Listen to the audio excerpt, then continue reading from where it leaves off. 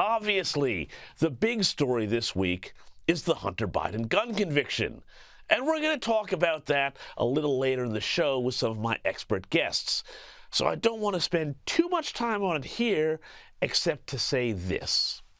The way that case has been handled, and the differences between this case and the Donald Trump conviction in the Stormy Daniels hush money case, puts into stark relief the way the left and right play ball in the U.S.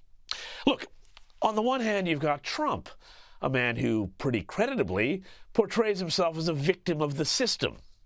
On any reasonable reading of it, the man was stitched up on charges that were specifically tailored for him like a suit. On the other hand, you've got Hunter Biden. And instead of trying to fit him up, well, on any reasonable reading, the government helped him out, prosecuting him on the one thing, and one thing only, that is, charges relating to buying a gun while a crack addict, that would not see an investigation that would open up a look into wider Biden family business networks. How about that? So, none of the tax stuff, none of the failing to register as a foreign agent, a serious crime, by the way, which might have brought the Biden family finances under the microscope. Now, this protection racket started years ago when the FBI knew that Hunter's infamous laptop from hell was real, yet they still spread the story that it was Russian fake news. Now, I don't want to sound paranoid or conspiratorial, but this is what Trump means when he talks about the swamp.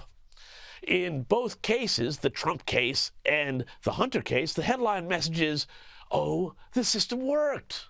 Both a Democrat and a Republican got convicted. But there is something really disturbing about the way these cases were handled, and it doesn't bode well for either Donald Trump's July 11th sentencing or for whatever shenanigans are coming down the pike. So, more about that later in the program. But more urgent news to bring you about the apparent state of Joe Biden's mental acuity. Just hours ago, the president and other world leaders were in southern Italy for the G7 summit talks, and they enjoyed a little display of skydiving put on by their host, Giorgia Meloni. Now, that sounds straightforward, but with Joe Biden, things can get weird fast.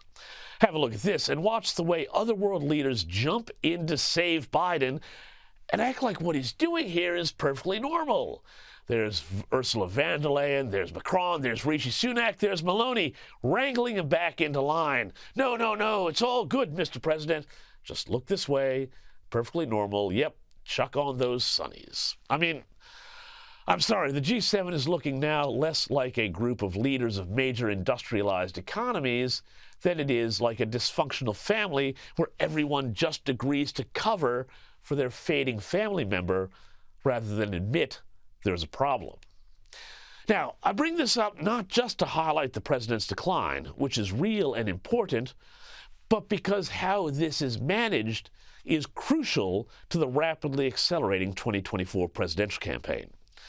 The first presidential debate, which is happening soon, just a couple of weeks from now on June 27. Now, talk to people in Washington, and they are saying a few things, all variations on this theme. Namely that, A, the early debate gives the Democrats a chance to, if things go really wrong for Biden, swap the president out and put another candidate in before or at the Chicago convention a few weeks later. The other thing, B, that if he does well, if Biden does well, the debate will put a new zing in the step of the Democrat campaign and put to rest, for a moment, all the Biden dementia rumors. Well, what to say about that? First of all, presidential debates generally don't have that much of an effect on campaign outcomes, so perhaps this is all a bit of an academic question. But secondly, and this is another key question, which Joe Biden are we going to get at the debate?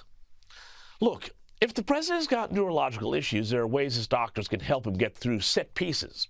Like, for example, the State of the Union address, which, as Samuel Johnson once said in a different context, Biden's performance was like a dog walking on its hind legs, Not done well, but you were surprised to find it done at all. Because lately we seem to get one of two Bidens. The manic, overclocked Biden who gibbers like a neurotic house cat after 8 espressos, and the nearly catatonic Biden who just stares at you like a deer that has just made its way onto the Hume Highway. Let me show you what I mean. Earlier this week, Biden showed up at a gun control event, ironically just as Hunter was getting convicted on his own gun charges. To say he was revved up is an understatement. Who in God's name needs a magazine which can hold 200 shells? What is he talking about? A magazine that can hold 200 shells? Firearms aficionados out there will know how bonkers that sounds. And then he went off slurring his way through a story about campaigning in the famous wetlands of Delaware. I remember when I was campaigning, when I was a senator, going through the wetlands of Delaware to meet all the people who were most upset with me, the fishermen and the hunters. And I came across a guy who was fishing, and he said, "You want to take my gun?" And I looked at him, I said, "Yeah, I don't want to take your gun. You're allowed to have a gun, but I want to take away your ability to use an assault weapon." And this is how the conversation went. He said, "What do you mean I need that gun?" I said, "Guess what? If you need 12 to 100 bullets in a gun, in a magazine, you're the lousiest shot I've ever heard of." And there were, of course, the usual sorts of Biden stumbles, but again, he was feeling his oats here. A friendly crowd. Instead of trying to stop our ban on ghost gun kits that contain these, that can commit crimes, they're working like hell to stop it. So that's the manic Biden, but there was another Biden on display this week. Again, that catatonic deer in the headlights Biden. Now, watch this and remember, this is the guy who always goes around claiming he was raised in the black church. I need to see your party. But where are my blue skies? I need to see some black folk party on the grass. Come on, let me see your party on the grass. I need to see some black folk on the grass. Elaine Bennis had more rhythm than that guy. So, come the debate. Which Biden are we going to get? Well, my money is on the hyped up Biden, but when he's hyped up, remember, he's even more error-prone. Yet just watch. Like clockwork, the media will come out with headlines about Biden and his newfound confidence and vigor.